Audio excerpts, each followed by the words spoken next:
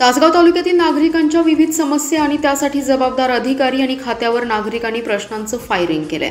तासगावात आमदार रोहित पाटील यांच्या उपस्थितीत तब्बल 10 तास आमसभा झाली। यावेळी प्रशासनाचे पोस्टमार्टम करण्यात आले, तर आमदारांनी अनेक विभागांच्या कामकाजावर नाराजी व्यक्त करत सुधारणेसाठी सक्त सूचना दिल्या। तासगाव येथील एका मंगल कार्यालयात आमदार पाटील यांच्या अध्यक्षतेखाली सकाळी 11 वाजता आमसभेला सुरुवात झाली।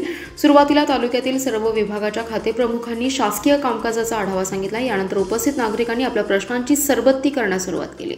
रुग्णवाहिका वेळेत येत नाही, डॉक्टर नाहीत, औषधे नाहीत, दवाखाने असून उपयोग काय?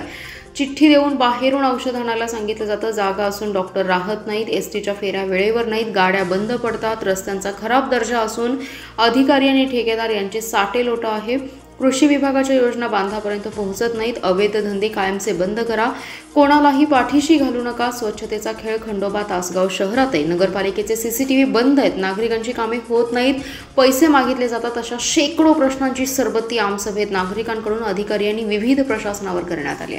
नागरिकांनी अक्षरशः अधिकाऱ्यांचे वाभाडे काढले। अनेक वेळा आमदार रोहित पाटील यांनी मध्यस्थी करत अधिकाऱ्यांनाही खडसावलं। तुमच्या सुधारणा नाही झाल्यास कारवाई करण्याच्या सक्त सूचना त्यांनी दिल्या। शक्य तेवढ्या तक्रारींची आमदार रोहित पाटील यांनी जागेवरच सोडवणूक करून दिली।